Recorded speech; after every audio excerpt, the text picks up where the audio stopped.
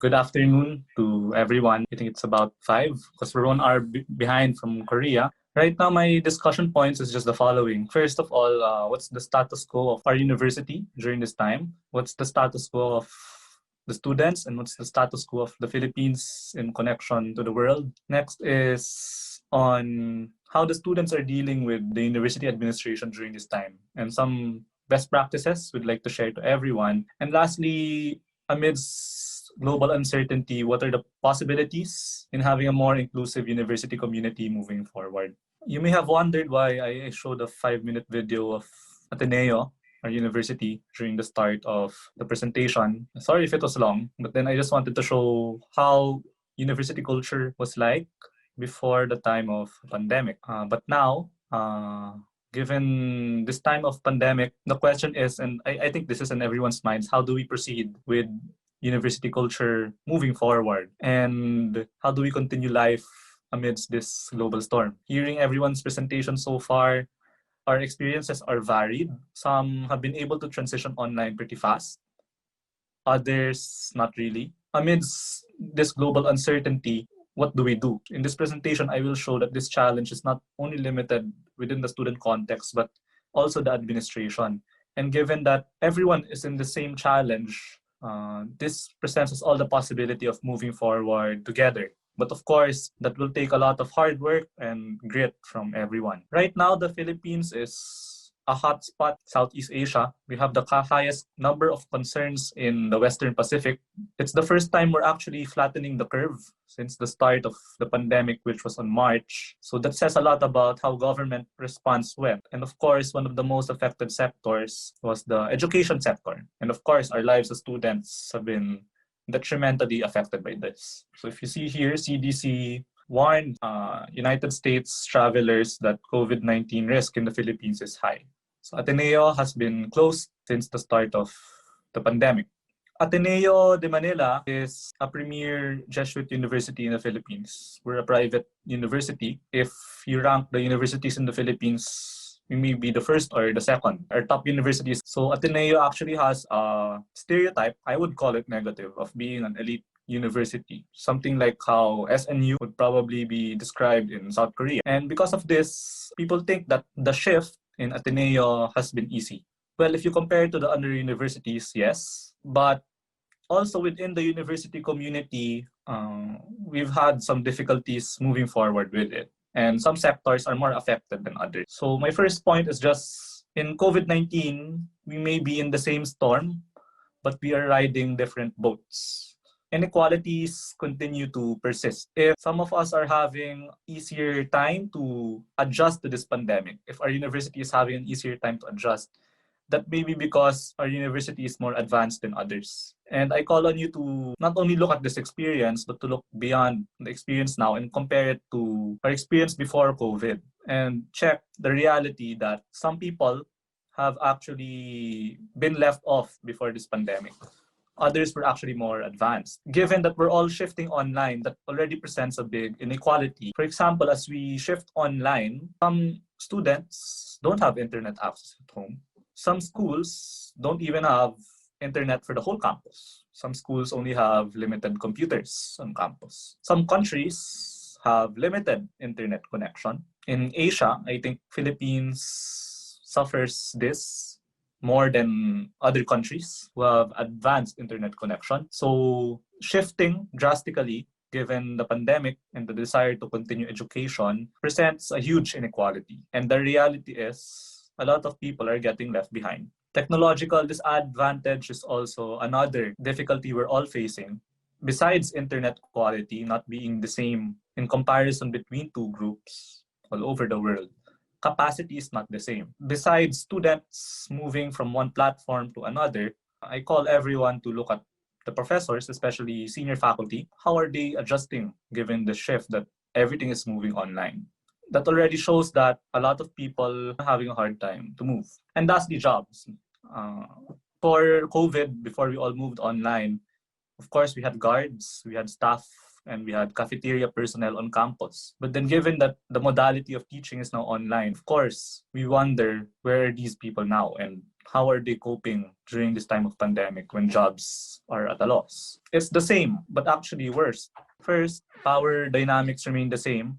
So a small group of people remain to decide for the lives of many people. So people are caught surprised when decisions are made without consultation. And given the magnitude of decisions, they're not able to prepare for how it affects them, especially if it's to their detriment. And second is we are actually leaving those who were already left out.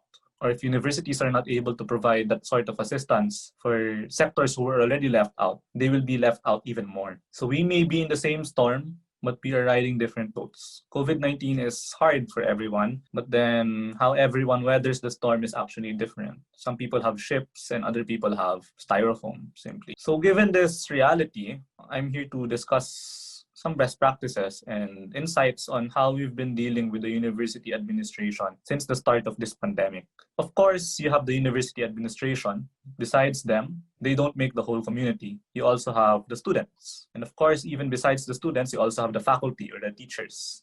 So that's the power dynamic going on. Besides these three that I've mentioned, you have two very important parts of university community. First is student council, who is first the representative of the students. So they articulate the different voices of the student body. And it's where the student council's power comes from. So it's important to highlight that the voices are different.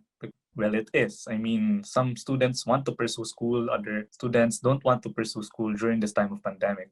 Some students have fast internet, other students don't. So you really need to flesh this data out well. Second is a link between students and the admin. So as student government, you have the unique ability among students to talk to faculty and those who manage the school. And lastly, check and balance. So it keeps the administration accountable to the students. The student press, on the other hand, is also a check and balance, but it keeps the administration and the student council accountable to the whole university community. And besides this, the student press is, of course, the source of the truth. There was an insight that the press was actually faster than the admin in sharing news about this pandemic. So that already highlights the role of the student press. So given this, how has the university been responding given this pandemic? Well, Ateneo has actually been getting positive feedback during this time of pandemic. For example, this post shows, this was on a news site, our university actually ran out of laptops to lend the students. So instead, it offered desktop units or PCs to students. So we have a strong alumni network working with the university to make sure that everyone gets across the storm. Ateneo, though it's the elite university or has that stereotype in the Philippines, has a 20% scholar population. So you do expect some students needing some assistance moving forward. So efforts for practical innovation. Actually, first semester of the new school year is just about to begin. We're starting this September, but COVID started last March. We were actually on second semester of the last school year. What happened actually was Ateneo halted the school year and gave everyone a passing grade. And then between the second semester and the start of the new school year, it had a 3-month preparation period moving into this new school year. So within that period, the curriculum was changed to adapt into an online world. So it's not a simple band-aid thing that you move everything on site and it's the same online. And the university did not believe that. Another thing we did was to have scholars have laptops. We also had tuition refunds from last school year. No tuition increase was implemented for this new school year, which is about to begin on September 9, actually. 3 days from now, I believe. And this slide shows how we have learning packets. So though we moved online to an online learning management system, if the student does not have internet, he or she may request learning packets, which is available via USB. So all the course readings, all the course requirements are in this USB, and correspondence is mainly on email. So that's practical innovation for you. And of course, the university did have to make tough decisions throughout this pandemic. The other day, we were taken by storm because a pronouncement was already made for second semester, which is actually still next school year. Second semester starts from January to May 2021. The second semester. The President's Council of the university has made a decision that we will continue to be online in the second semester. that decision was based on, constant monitoring of what's happening in the world, given this health difficulty, the problem of the pandemic. So we decided just about a couple of weeks ago, the President's Council decided that we're going to continue online even until the second semester. The question now is, how does the student council and the student press act given these difficulties? And of course, you expect that some students will have a hard time during this shift. Some decisions will be made and will affect these people. So I call on everyone to maximize the potential of their student council. As I said earlier, there are three main roles of the student council. First is representative of the students.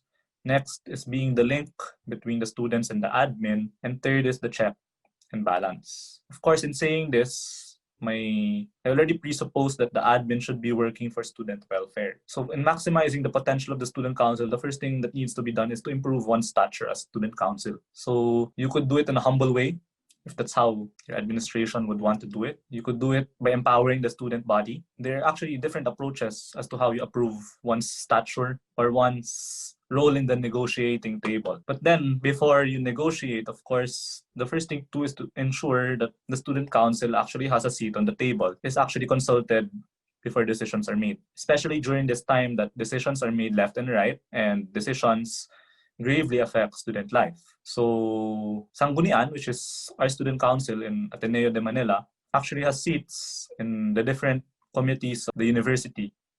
And this is not something that has been worked on in just this year. This was actually something that's been worked on since the 2000s.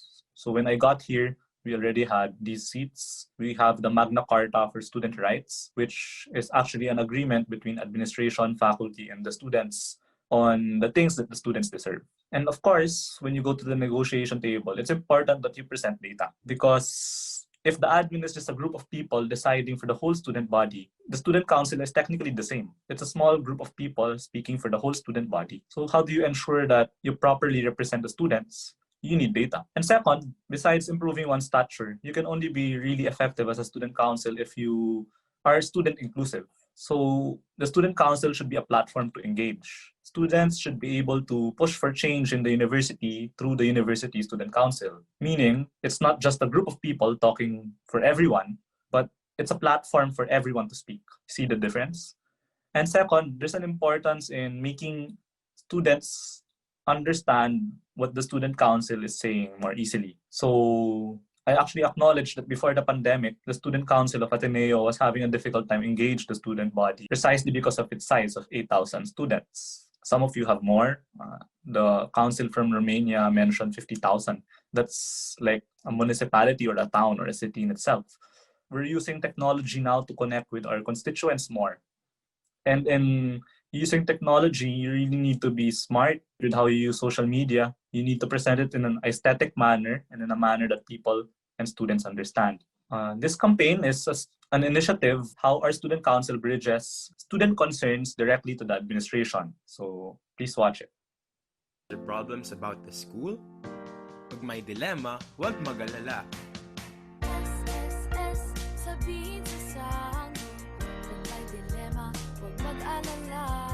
Locate our boxes around campus and simply fill out the forms in the stations. Drop them in the box and boom, you're done. You can also fill out our forms online.